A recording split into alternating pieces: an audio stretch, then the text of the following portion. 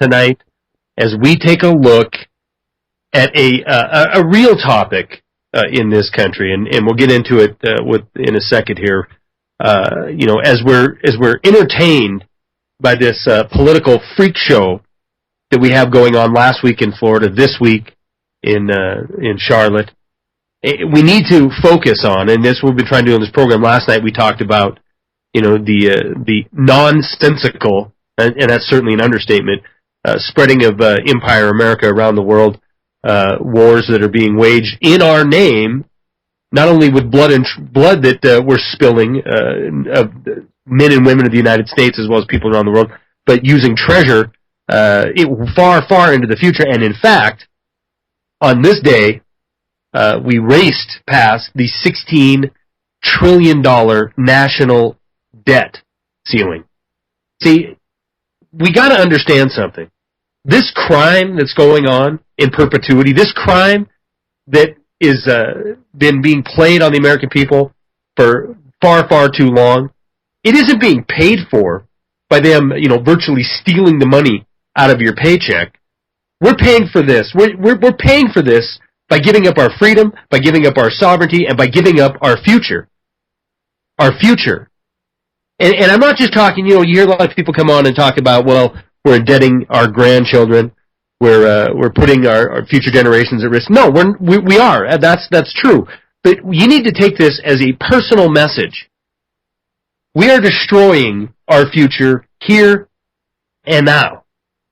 I'm not talking about 20 years down the road. I'm not talking about some fanciful, we're going to grow our way out of this if we just get the right guy in the White House. Forget that noise, because that's all that is. This nation is $16 trillion in debt. $16 trillion. In 2007, we were hovering around $8 or $9 trillion in debt. That's not saying that that's a good thing. What I'm saying is the acceleration, the velocity of the cliff that we are going off is increasing. Every single president that comes in promises he's going to grow our way out of it.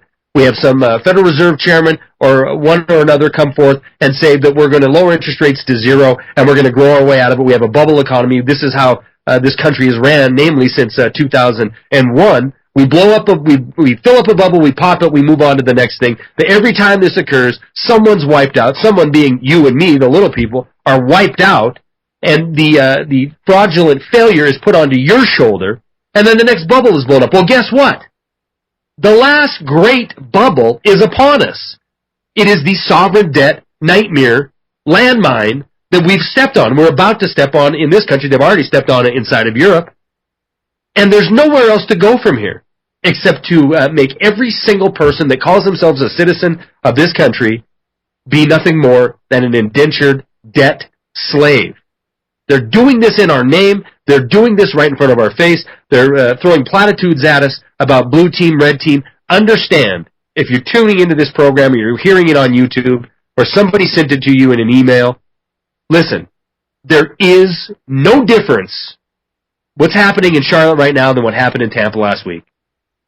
It's a bunch of, in my personal opinion, lying scumbag politicians that will do anything for their constituency. Let me say that again. Scumbag politicians that will do anything for their constituency. But you need to understand this. That constituency is not you. It is not the American people. It is not the people who comes out and the people who come out and support these candidates. These are not the people they represent. That is not their constituency. Their constituency is special interest, namely the same private banks together which control the central banking cabal around this planet. That is the constituency that is being served.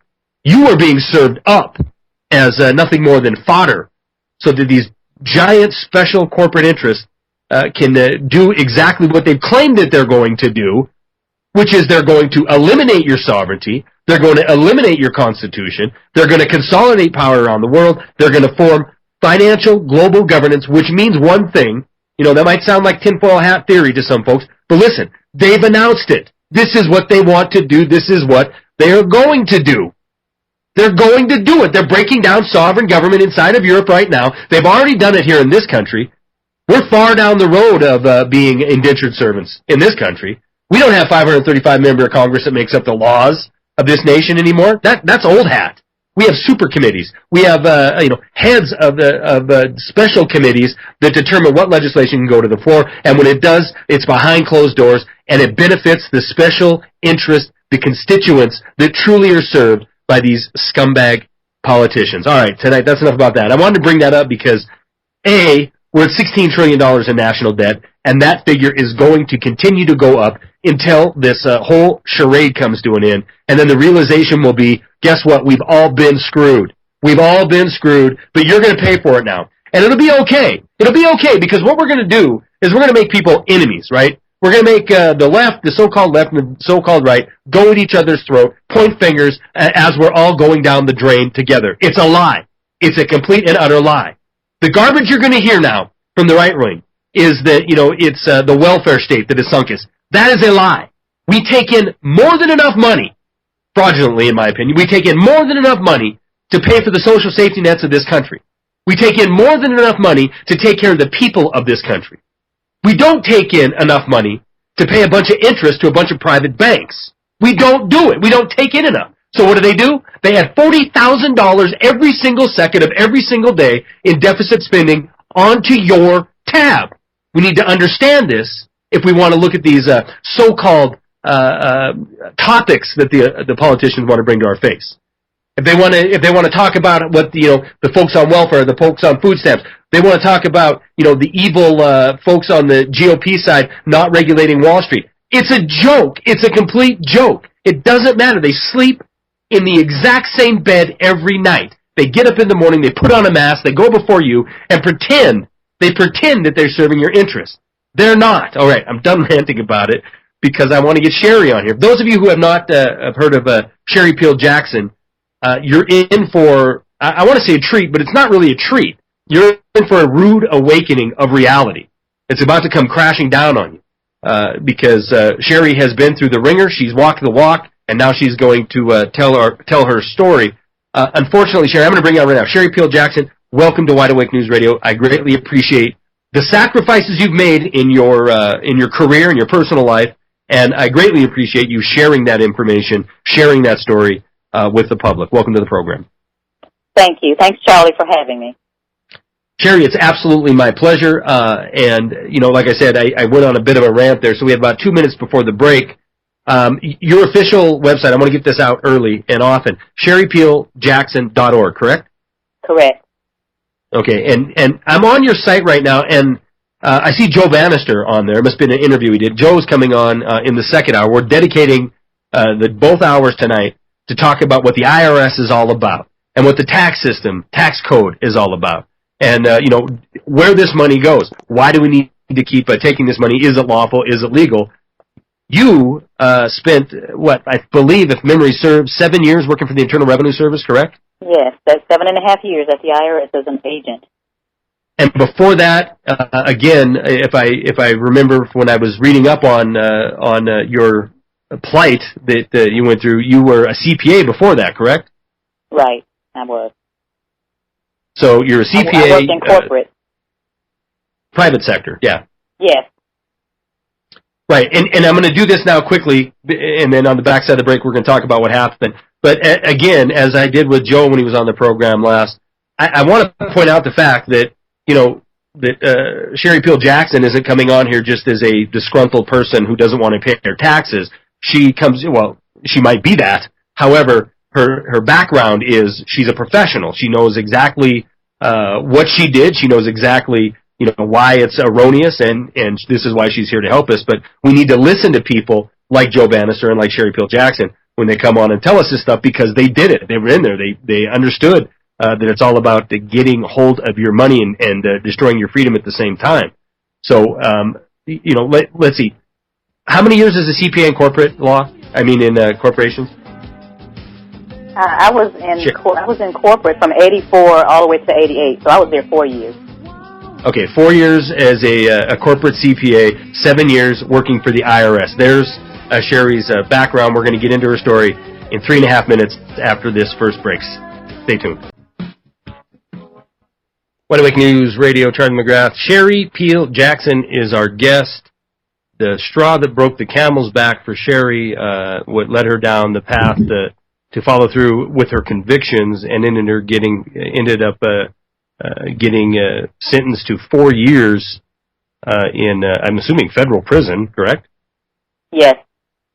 The straw that broke the camel's back, though, was the realization that we pay in $2 trillion a year, it's $2 trillion a year is siphoned off the American people, but that money doesn't go to take care of Granny. It doesn't go to get your schools better books. It doesn't go to pave the highways. It doesn't go anywhere except into the pocket of a private banking cartel. So that realization hit you, sleepless nights. Why are you working for somebody who's not even born yet, so you can take care of their family? What action did you? And you know what? I want to preface this because you said you were working as a CPA for some ministers, and I believe that when you were with the Internal Revenue Service, didn't you do audits or whatnot on ministers, or not necessarily on their churches, but on the ministers themselves? Yes, I did. For the last 2.5 years that I was there, I was in charge of what's called a preacher project, and they had me auditing ministers. So one of the first things that I did when I left was make sure that they understand what was going on. So I contacted them, basically saying, hey, I just left the IRS. I was auditing ministers. You need to know, how to stay out of trouble. Because one of the things that will get an agent promoted quicker is if they get a minister or a politician. So I wanted to protect the ministers. And they were, making some mistakes that would make them be red flags for the IRS. So, yes, I started hearing from the ministers. Wait a minute. Their parishioners were telling them. Wait a minute. I want to get this straight. As I sit here and look at our national debt of $16 trillion, $3 billion, you're telling me the Internal Revenue Service actually rewards loyal, faithful agents who go after, who manage to bag a minister or a politician? It's a feather in their cap? With promotions and money.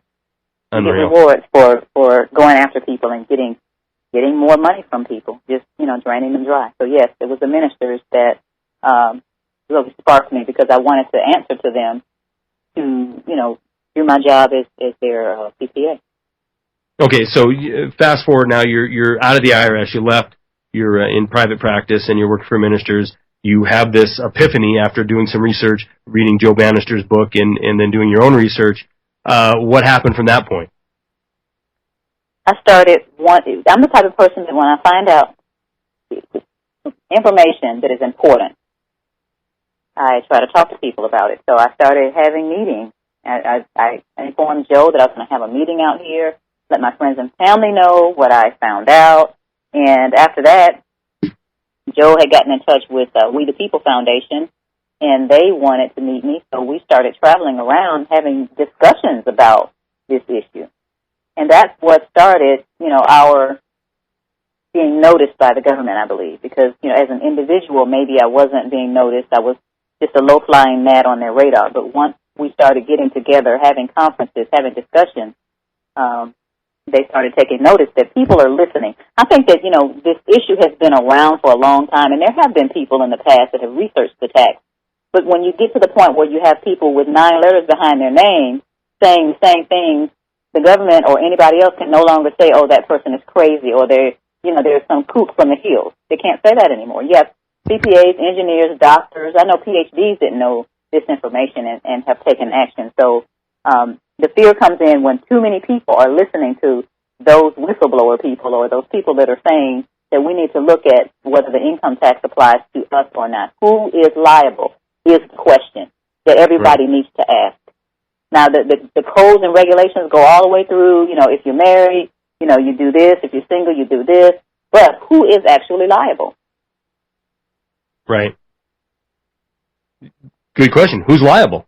Right. Well, mostly non-resident aliens and foreign corporations and people for the privilege of working over here are liable for the income tax. When you look at the regulations that talk about withholding, and you dig down in there, you're supposed to be withholding if you have some foreign folks working for you. I don't know if I understand. Right. I mean, I hope that people understand listening that, before 1914, we funded this country, we funded our government without a federal income tax, right? We funded it by levying duties on imports and for people, for example, let's say China. How much business does China do with this country, and how much do they pay in tax in order to do business here? This is how we should be funding our government. We, the people government, should be funding by these taxes coming in for people, or taxing people who get the privilege of doing business in this country. Right. I think that's why they don't teach the Constitution anymore, because the Constitution gives the government 18 duties and no more.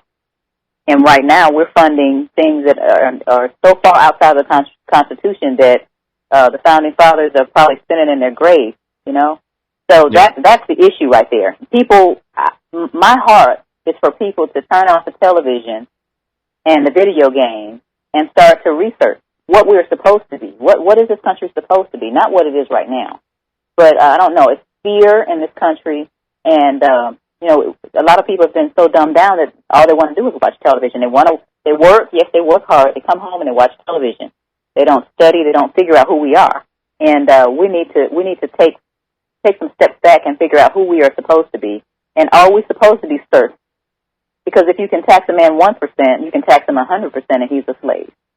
That's exactly right. And, they're looking at this national debt we're sitting at now, the promises to get worse, nothing but worse. We all end up in that. We all end up as indentured servants. Right. And it's no longer a matter of whether you're black or white or Democrat or Republican, Jew, Christian, Muslim, whatever. It's about the powers that be, the power elite, squeezing us into a corral and making us sheeple. And those of us that are trying to get out of the sheeple corral are being prosecuted and persecuted. No doubt about it. And let's get back into that, because we could easily stray off onto down different paths. But so you decided, you've had enough, and you didn't file income tax for a couple years, correct?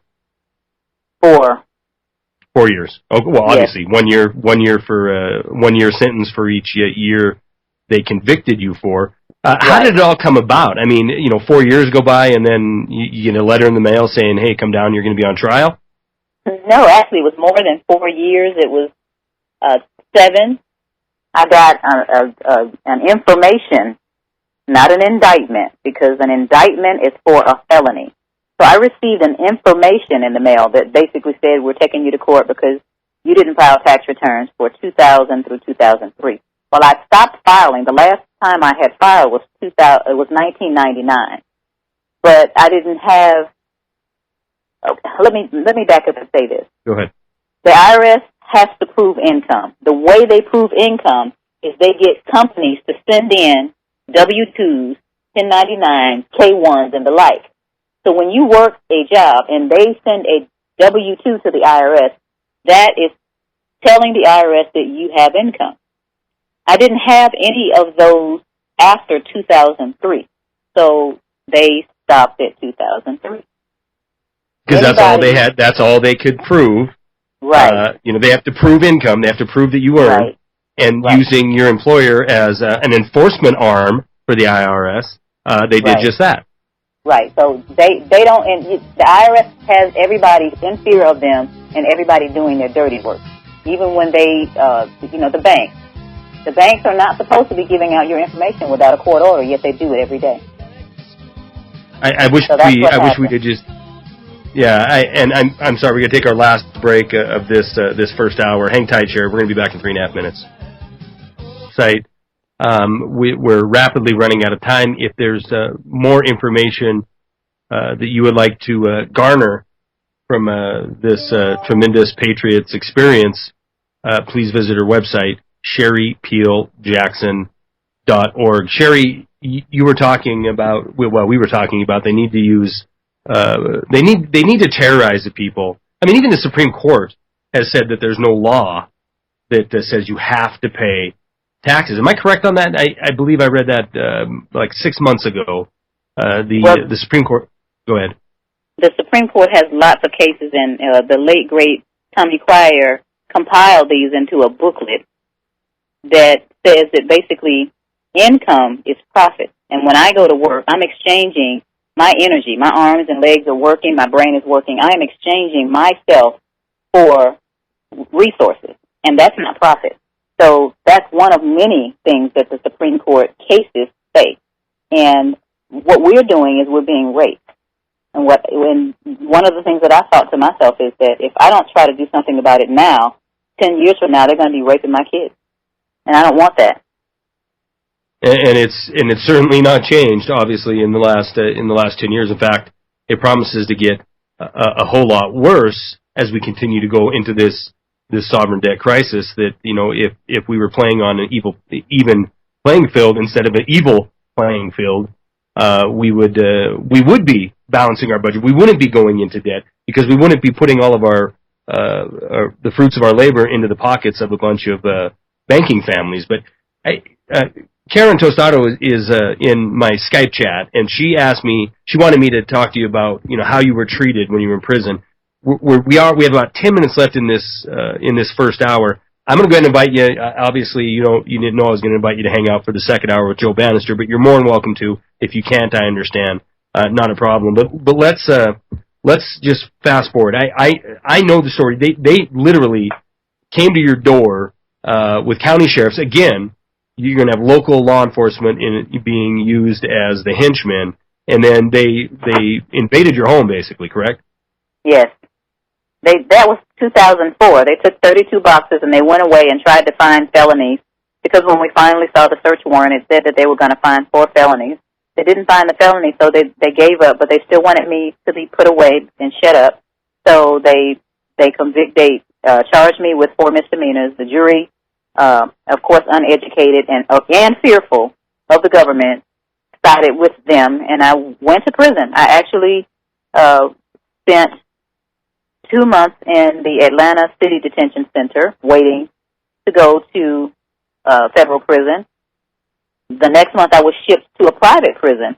The same group called the GEO group, they manage Guantanamo Bay. I was sent there, and throughout that 3-month period, it was just a wake-up call. I was not aware of, there are people out there that want to be taken care of. They hate me and everybody that is trying to get us to the point where we are in charge of our own resources and we can keep our own resources.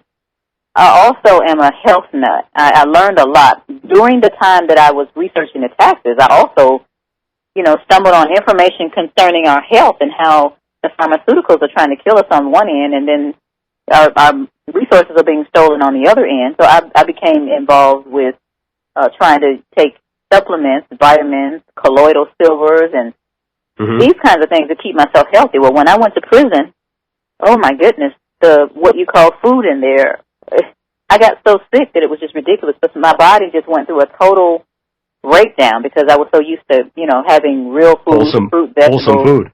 Right, and not just something to throw down my throat to fill me up. So that was the first situation I had. The people in prison. How sick did you get? I mean, were you like hospitalized, or did it completely? No, I was actually. They put me on antibiotics, so I was sick for about 3 weeks in the Atlanta City jail. I got in touch with some people to let them know that they didn't want to run They didn't want to run the heat, and it was very, very cold. So it was maybe 30 degrees outside, but it was only 57 degrees inside. So I used to sing a little song about how they were trying to kill us in there with the air on. Then when I went to the prison, it was a little different. I was in a prison camp at first. I spent most of my time in a prison camp, and to describe it, it's like a college campus, but you can't leave. No walls, no gates, no bars. There were some boundary rocks, some gigantic boulders that were there for aesthetics, but you couldn't go past those. So there were boundaries. There were about 500 women, and I thought I was in romper room hell. These were the most selfish, petty, bickering, gossiping women that I had ever been around. Obviously, when you're out on the street, if you somehow stumble into an environment that you don't want to be in, you can always leave. And I didn't have that luxury, so I had to learn to cope. When I actually did, yes, in romper room hell, that's what I called it. when I did get sick, I actually got sick in about June of 2009. I think when you internalize, you know, my father always says, disease is dis-ease, and I was definitely at dis-ease because, you know, I had a horrible roommate, didn't want to be in the situation. I just missed home so much. So I got diagnosed with hyperthyroidism because my heart was racing like 150 beats a minute. I did go into the hospital at that time, and the hospital treated me fine, but when I got back to prison, did not do what the hospital said, and I got sicker and sicker until I wrote a letter. My husband sent it to our congressman, and then he also sent it out to some of you all out there, the supporters. The supporters got angry and started writing letters to the prison. They got in touch with Ron Paul. Ron Paul's group sent information into the prison trying to get permission to find out what was going on with me. And then I was shipped away. I was shipped to a real prison with gates and bars and murderers. And I was put in their special housing unit, what's called the SHU. I was in a room by myself for 5 months. No shoes, no comb. It was ridiculous. Wait a minute. So you go from this romper room hell, but it doesn't sound like the end of the earth. I'm certainly not saying it was a treat, but you go from what is a 500 women. You can't leave, but you're not looking at concertina wire all day long. You go from there to the SHU because Ron Paul's organization and concerned people were sending letters. I mean, this is punishment, right? Yes. I was the SHU was a prison within a prison, right. And I was locked up I had no roommate. I was locked up in this room, and they had a toilet and a sink and a bunk bed.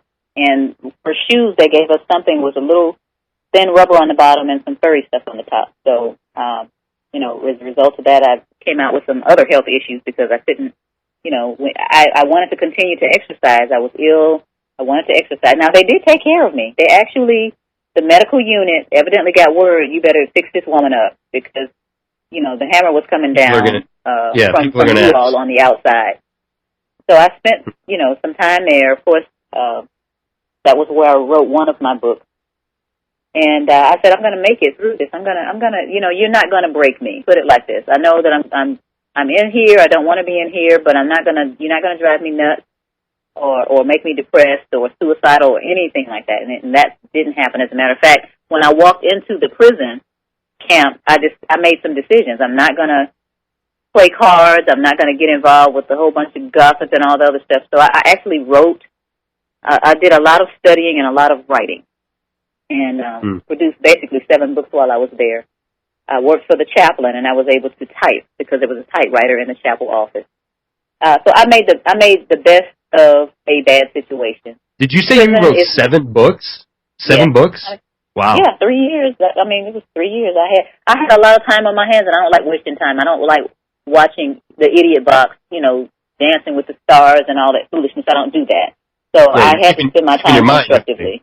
Yes. You were keeping your mind healthy. Where was the real prison they sent you? What federal prison did they send you to? The federal prison was Tallahassee FCI, Federal Correctional Institution in Tallahassee. The prison camp was Coleman Prison Camp, and that's in Central Florida. So it's about 4 hours north. I was driven to Tallahassee and stayed there for that 5-month period. One of the other things about prison is I grew up partially in Detroit. I spent my formative years in Detroit. I had, Detroit is not an easy place to live when you live in the ghetto. So I didn't grow up fearful, and anything that I was afraid of, my father made sure that I was never afraid of it again.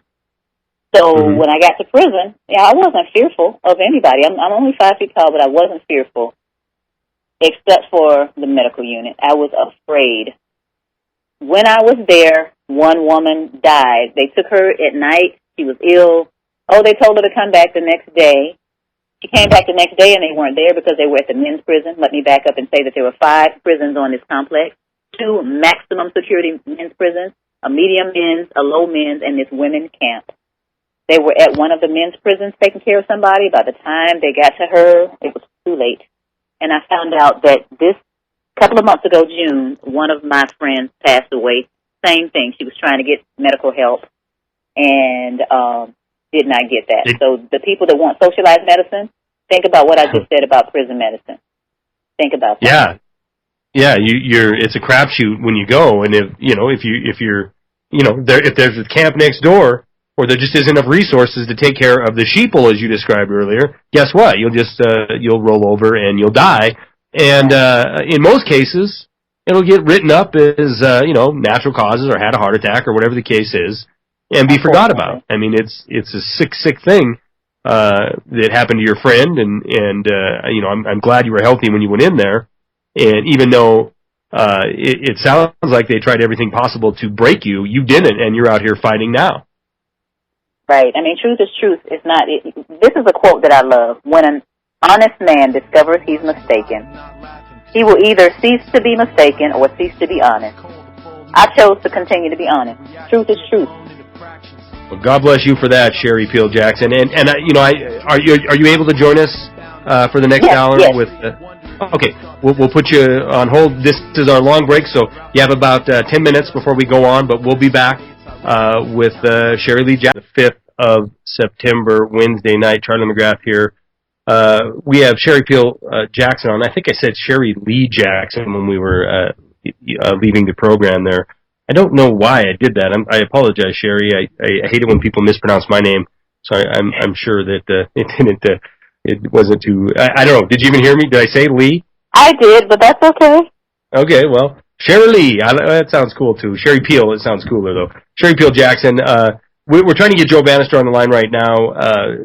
Brett's trying to connect to him via Skype. We might have to go to a landline if we can't get him on Skype, but we'll continue with the story you were telling us.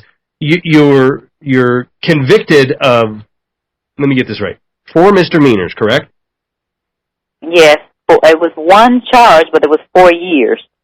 So the charge was, one for each year. 4 years for one charge, yes. Okay, and you said misdemeanor, right? Yes. Okay, so let me ask you this. If you weren't, and I mean this in a very endearing way, if you weren't a loudmouth, what would you have got for a misdemeanor conviction? Probably a year, but I probably would not have been bothered at all. If I kept myself, there are millions of people that don't file tax returns around the country, but they're not the ones that have their mouths open. They just do what they do. And it was because of my free speech rights to go out and tell people what I found, what everybody else found. Joe, We the People Foundation, we were all going around telling people, hey, and especially Joe. Joe just oozes honesty, and he would say, I'm not telling you what to do, but this is what I found. And actually me, Joe Bannister, and John Turner agreed that we would not tell people what to do. We weren't going to put together a package. This is how you get out of the income tax. We weren't going to do any of that. We were just going to share research, and that's what we did. However, it was enough to upset, evidently, some people because the research that we found was true, and we still haven't found the answer to the question, who's liable? Well, we know who's liable, but nobody will answer. And there are lies being told to the American people. But the biggest thing is, to me, the fear. People don't even want to do the research. It's like some people just don't want to know because if they find out, then, again, will they be able to sleep at night?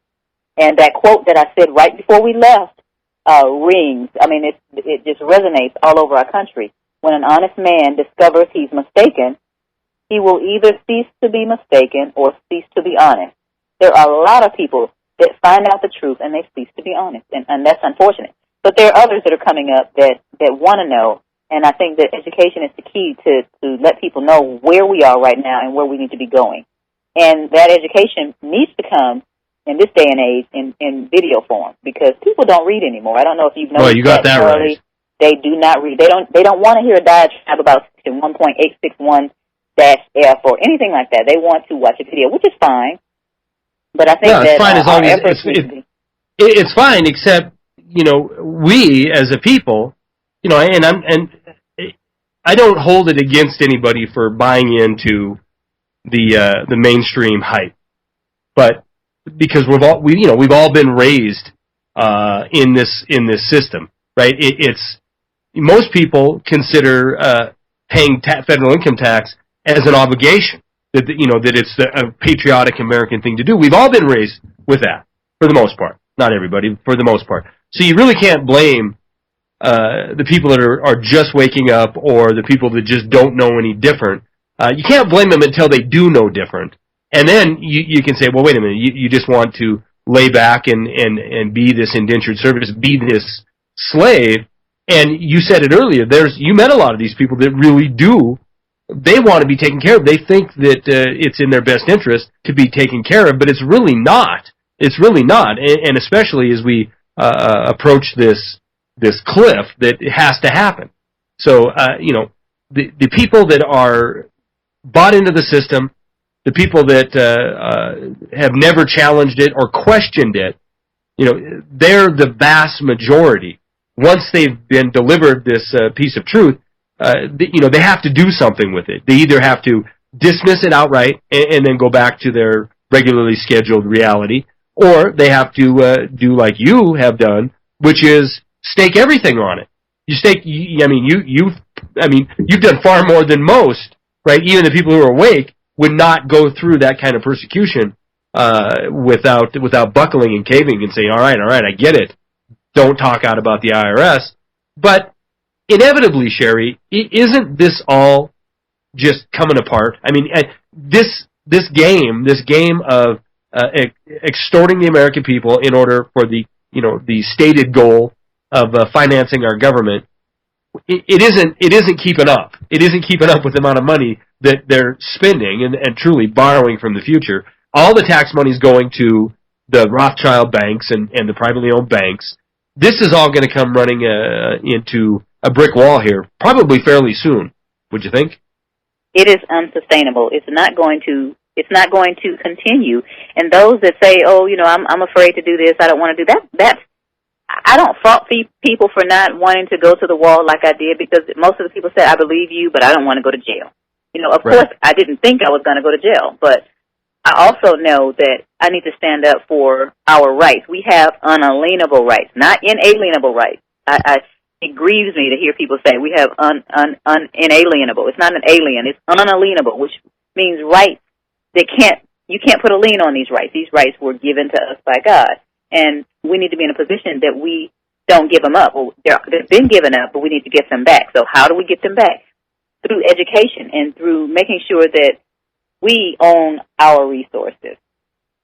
So what I would suggest is people start watching videos, watching the movies that talk about the issues, our social issues. The government, the corporations, and the banks don't care about us. We need to take care of ourselves, and it's going to take us collectively getting together and educating each other. And the thing that happened in 2008 when the stock market crashed and went down 777.68 points, I think that was a step for some people's education, because at that point, I think a lot of Americans lost at least 50% of their quote-unquote wealth, and right. The sirloin steak got taken off the table and replaced with a pork chop, so they started asking questions. So as long as people are asking questions, that's a good start. But what are they going to do once they find out the truth? So far, it's not been in our favor, because people would rather stay in the Matrix. I saw that movie, and I saw so much of that, what's going on right now with us in that movie. The man wanted to go back into the Matrix, so he betrayed his friends so he could go back into that. And it's not real. This is not our real life. We're supposed to be thriving. So we're being pushed down while others are thriving, and that needs to stop. Absolutely, and the Matrix is a great analogy. I mean, it truly is. And we've done programs where people that have been trying to wake people up to all kinds of different fraud, but all this shenanigans, right? All this fraud, all this malfeasance. It really points. It all ends up in one place.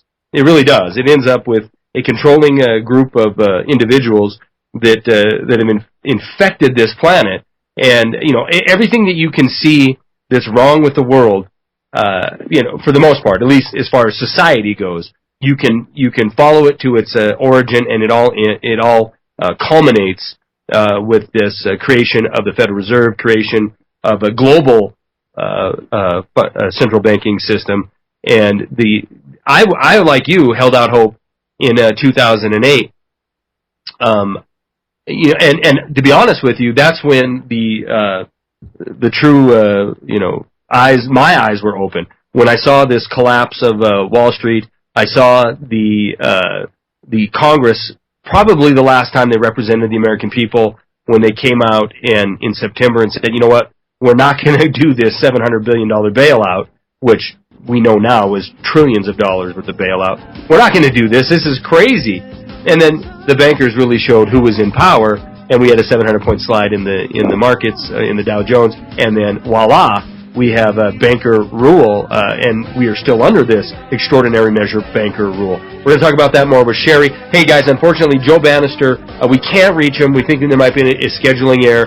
Fortunately, we have Sherry, who I've hoodwinked into joining us for this second hour. We're going to be back with Sherry Peel Jackson. More Wide Awake News Radio. 3.5 minutes. Hang tight. Drive on, and that's fine because Sherry, there's a lot of the story that you went through that we have barely scratched the surface on. I do want to just touch on what we talked about in the first segment here of the second hour, which is the people that are waking up and the people that woke up in 2008 gave me all kinds of hope. In fact, Sherry, in 2007 under Bush, when we did the first stimulus, whatever you want to call it, the $600 check to everybody, I was out there with what was the Tea Party movement then, the true Tea Party movement, the people that saw the excessive government and were fed up with the Federal Reserve, fed up with the IRS, fed up with out-of-control government, and wanted a return to a constitutional republic, later to be usurped and taken over and pigeonholed into the far right wing of the Republican Party. A lot of us that were taking note before the collapse had hope when Ron Paul's name was on the news almost every single night, when people like Peter Schiff were coming out and being listened to. But is it just me, or have you been deflated to see the return to the normal status quo? I'm watching, the Republican debate. I'm watching the Democrat debate warming up here, and we're just back to the old hot-button issues, and it's very, very discouraging to me. Well, my thought about the thing is that the Democrats and the Republicans are sleeping in the same bed, and they're screwing us all, and we need to look elsewhere for our needs. Ron Paul is different. I really like Ron Paul. He has great ideas, but they keep suppressing him. And as far as these groups are concerned, yeah, there are groups that come up that have great ideas, but you're right, they get infiltrated. And I think they get infiltrated by, government operatives. And they, put money into it and time into it, and the next thing you know, the group has changed. I did see when the Tea Party changed. I saw that, and it was unfortunate. But I'm not depending on government. I want to put my efforts towards keeping our resources. One of the thoughts that I had was, if you could imagine Jack and the Beanstalk. The Beanstalk had several branches, and all these different branches to me represent your passion, whether it be immigration, whether it be getting rid of welfare, whatever your passions are. And these people spend so much time, money, and energy fighting for these different causes against government or against different organizations, but every April 15th they stop chopping on that dastardly branch, put down their axe, and they pour the money, the seed, back into the beanstalk so it can grow some more. Yeah. We need to concentrate. The root of the problem is our resources. They're laughing at the people who spend all that time marching around, fighting for this and fighting for that, because they know that which is the government, is going to have the resources to just smash down anything that they do. So when people start paying attention, and I've not been a selfish person. I could have, when I learned this information, and people told me to do this. Some family members said, well, yeah, I understand, and what you're saying might be true, but why don't you just work a little harder, or why don't you just do this, secretly? Why is it that you have to talk about it? Because people need to know the truth. I would rather you come and tell me if something's wrong that I'm doing, And it's up to you whether to do anything about it. I had a passion. I felt like God told me to go tell the people what was going on, because there's so many great ideas out there, businesses that people can start, ministries that people have in their minds, but they don't have enough money to do it because, everything's going out the door towards the Federal Reserve. Those wealthy folks are, Absolutely. the rich get richer. The rich do get richer, and it does shovel out to the Federal Reserve, and it's, I've talked about it at length, where we live in this charade. We dance to a tune, but the reality of it is the true things that are done, the pieces of legislation, the governance that is done that affects our lives, has nothing to do with the tune that we're dancing to. We can sit here and we see this playing out right now in Charlotte, right? We're going to hear all about, I inherited this and we're doing good here and it's some evil Republicans. And at the end of the day, the people who brought us to the condition we're in now, they're above reproach, they're above election. They just keep marching on, knowing that every single dime that is spent equals, a penny. And I'm mixing up my percentages here, but every dime that is spent equals interest that goes into their pocket. And until we get control of our own financial destiny, our own financial governance, that's the thing. People need to understand that financial governance is the governing body that rules this planet.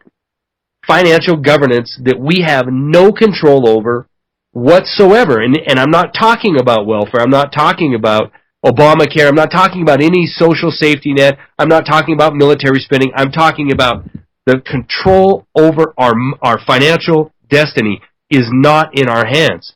If we gave it all up tomorrow, if we gave everything up and every penny went that they could extrapolate out of the people went to pay off the federal debt, it wouldn't, because you can't pay off something that was issued, a note that was issued at interest. There's never going to be enough money to pay this back. We need to break this cycle, this tyranny, this financial tyranny. We're going to be back 3.5 minutes with Sherry Peel Jackson. Wide Awake News Radio, Karen Tostado is in the chatting with me on Skype, and she said, "What do you think of Sherry?" And I just told her, I love her. She's absolutely a hero, and I'm blessed to know her and have had her and have her on the program. So that's what I think of Sherry, Karen. Sherry, we could probably go off in many different directions here, and I want to just kind of revisit a little bit, if we can, just for a minute, the experience that you went through, 4 years or 3 years, and then a year in halfway house and pre-release and probation and tagged and bagged, let's just say, for 4 years. Did at any time did you ever once just think, okay, I made a huge mistake. I want to go back to my CPA job. I'm sure you were making a very comfortable living as a CPA. I want to go back and be with my family. At any one point, did you feel the pressure from the powers that be saying, what all you have to do is, I just envision this evil plot, this like an evil plot in a movie where you just say, you sign on this line and we'll give you your life back. No, I actually didn't. They actually did not do anything like that. When I make a decision, it's a decision. And I thoroughly went over this, with my family, and, truth is truth. And I keep saying that because it's so important. There were many times when I was down, I was depressed, I was in despair, not being around my family, being around people that don't care about me. Because I have a very loving family, even my extended family. We're very close. And to go from that environment to an environment where people don't care about you, that was really, really hard. There were people that were basically psychopathic. As far as the guards were concerned, they would be just sadistic. And I had to deal with these people. Right. But God broke my pride. I was like, who are you to tell me, But I got over that. But no, I never really, you can't go back. I don't think that once you learn the truth, you can go back. I don't think you can. I really don't. That's a fact. You can pretend. You can put your head back in the sand and try to re-enter the matrix.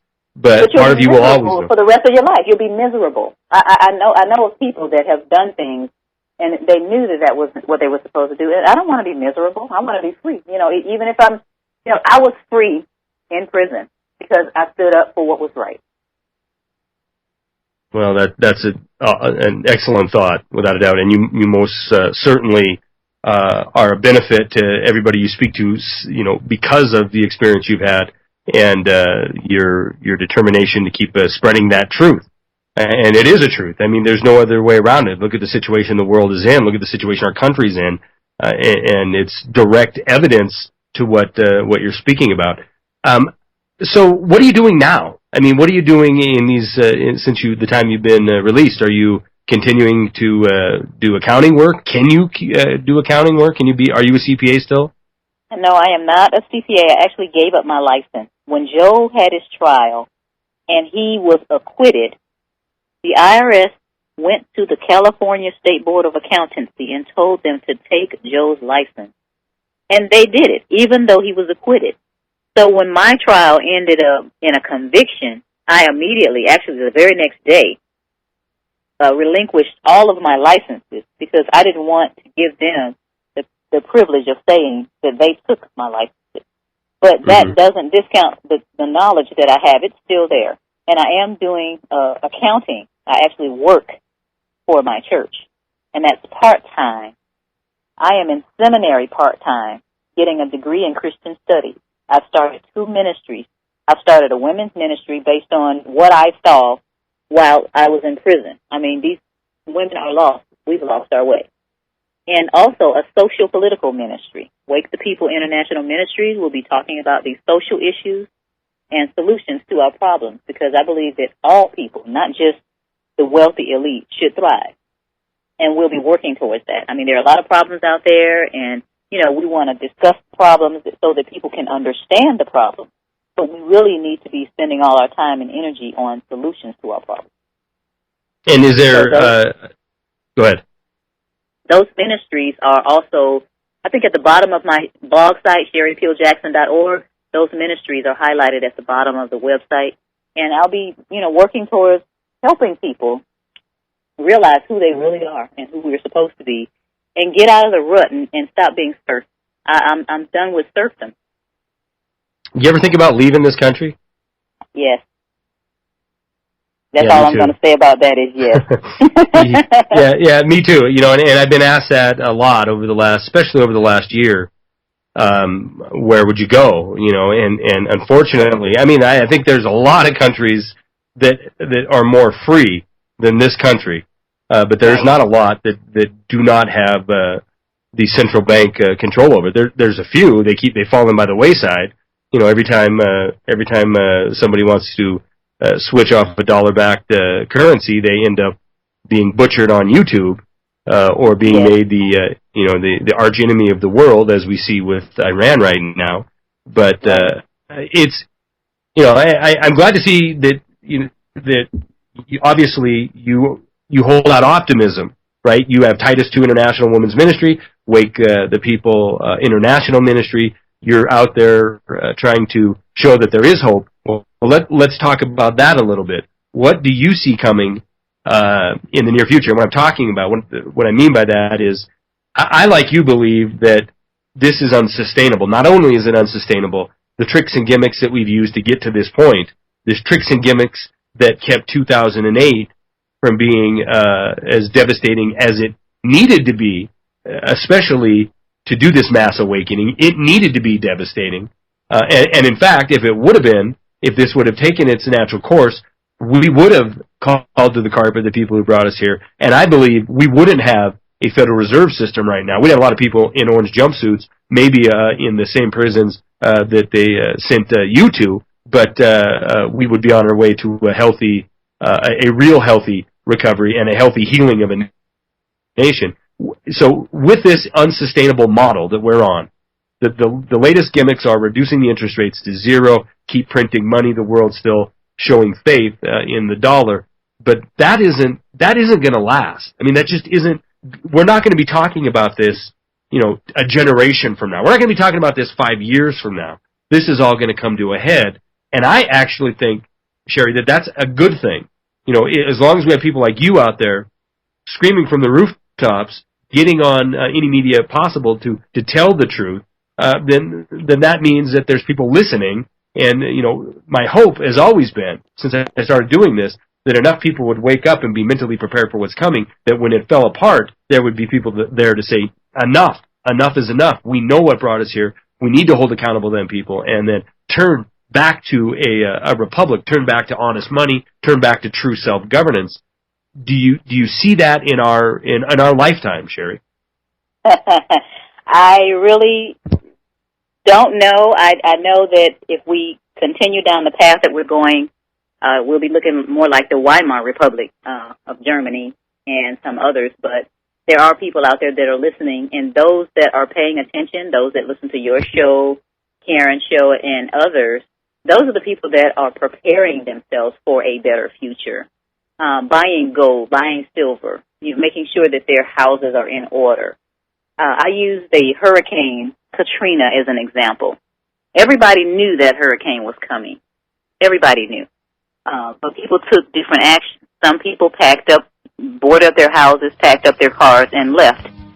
Other people decided to stay. And there were some that couldn't leave. That's the same situation that I see coming for us. When the excrement finally hits the portable cooling device, those that are prepared are going to be hunkered down, or they're going to leave the country, and then they're going to leave all these other people, and that's the very dangerous thing. No doubt about it, and I'm really falling in love with your analogies. They're awesome. We have Skybird on hold. We're going to go to a caller when we get back. Our last break of the program, guys, hang tight. We'll be back in about 3.5 minutes. I keep telling you that. Story, even though it's a fictional character, this character has the experiences that I had, plus some of the other women that were in the prison with me. All of them weren't, just total disasters. There were some good people in there, and a great percentage of women have been wrongly convicted, really. Probably men also. Now, these were federal, this was federal prison, so these were federal inmates, right? These women you were with. I don't want to get too far off topic here, but was a lot of it tax-related convictions for these women, or, what kind of federal crime is? Most of them were running drugs or had something to do with drug trade, which is a whole another subject for another day. But most of these was more of a white-collar type drug mule. There weren't any murderers or anything. As a matter of fact, in a camp, you can't come to a camp if you have some really violent crime. But a lot of these ladies were just regular old people. One grandmother let her grandson use her car. He did a drug deal in her car. And because she wouldn't give the police information, they charged her also. She had her 65th birthday in prison. So things like that. You gotta be kidding me. Lots of horrible things that happened to people. Political, a lot of it was political. One woman, had a lawyer husband, and, she wanted to divorce him, and he didn't want to give her half, so he had something set her up, put it like that. So there's a lot of people in there like that. I did the 4 books, the questions people asked about prison life.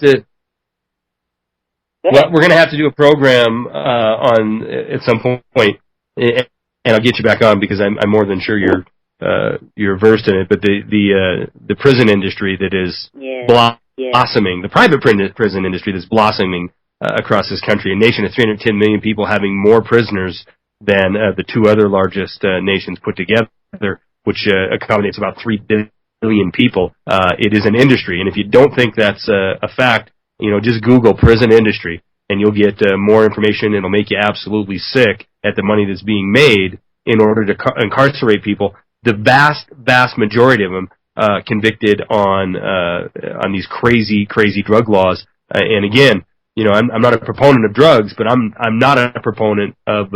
certainly not a proponent of using the people of this country as free labor in a for-profit system. I want to get Skybird on now. Our caller has been holding for a long time. Skybird, thank you. I think this is the first time you've called the program, but I just want to recognize that you've been following me on YouTube since I think I had 50 subscribers, and that was a long time ago. So thanks for finally calling in.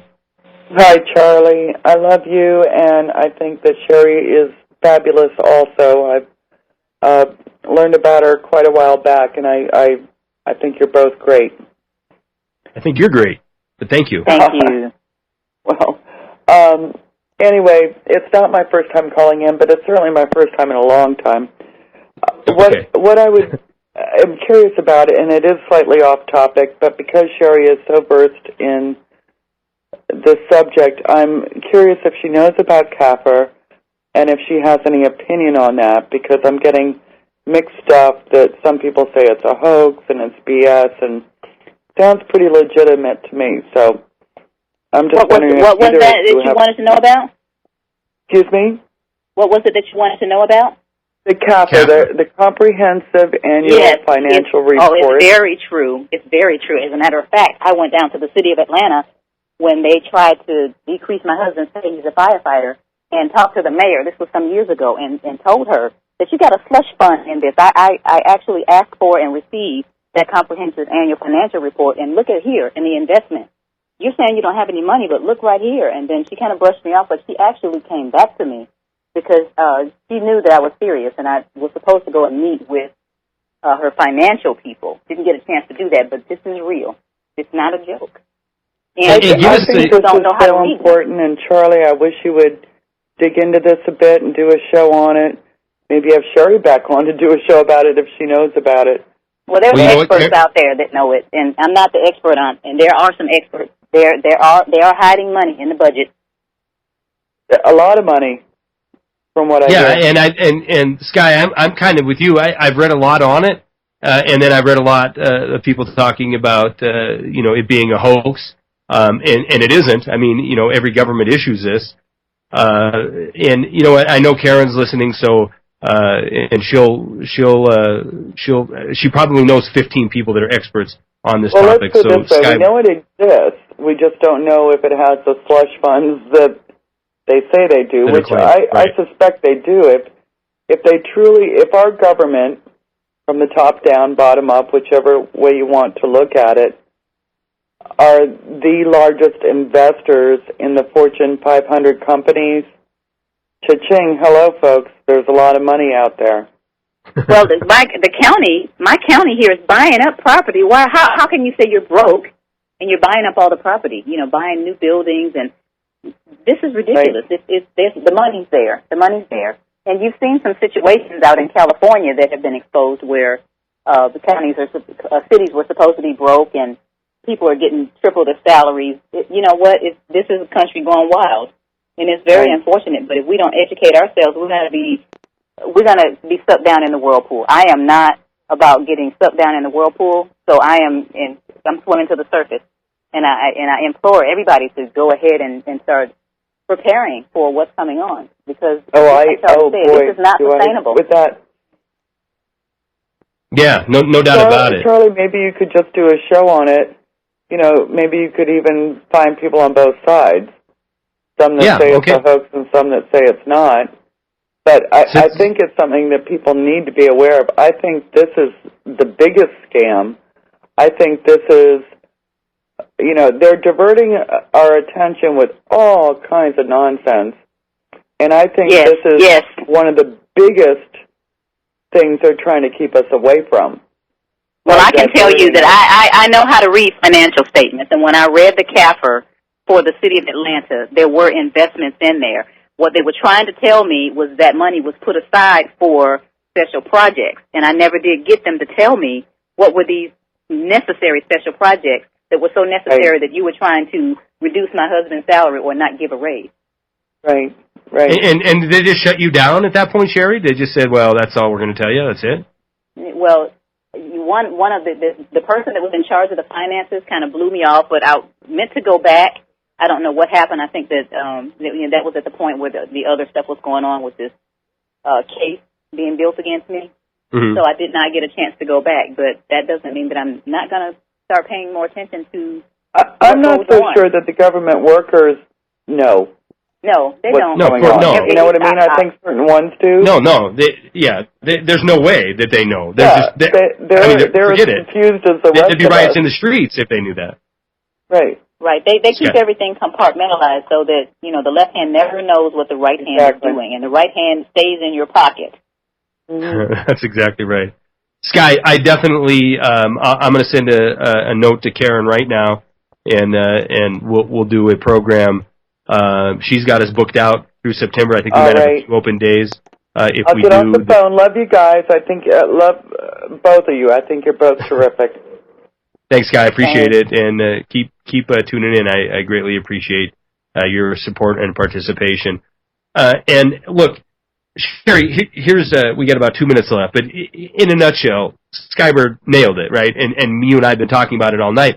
It's a bait and switch distraction game. This is how this country is run. Pay attention to what's happening here while we rob you blind over there. And the fact is, you know, I talked about the opening of the program 2 hours ago that we're $16 trillion in debt, but this is even fanciful. I mean, this debt is erroneous because the money that it's comprised of is erroneous. I mean, we need to understand that we're not responsible for everything that is going to be laid at our feet very, very soon. And more importantly, we need to know that the people that they're going to hang out as scapegoats, it's going to be you. It's going to be me.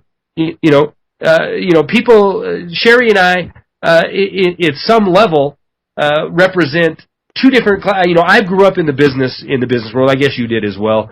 But I've had this talk like when Karen Tostado's on. You know, she's grown up a different kind of lifestyle than I have. I've been in, you know, red state Republican my whole life. We're not supposed to be talking to one another.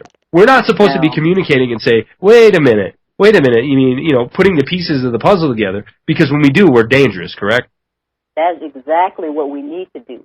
We need to get over the color, get over the party, get over whatever religion, and pay attention, because they're banking on you fighting each other. They're banking on you and I, Charlie, fighting against each other and paying attention to hating each other while they're laughing all the way literally to the bank. So when we rise above all of this and turn off the television and stop playing all the video games and just focus in on how we are going to thrive and not be slaves anymore. We are all slaves. Doesn't matter what color you're, blue, green, purple, polka dot, does not matter. We are slaves, and we no longer need to be slaves. You wrapped it up perfectly. That's exactly right. If we're bickering with one another, well, then they've already won. And it isn't that they're just banking on us bickering. They're engineering it. They want this to happen. They're designing it. They're setting the game board. So we will do just that. SherryPeelJackson.org. Please go over there, buy some of her books, support her.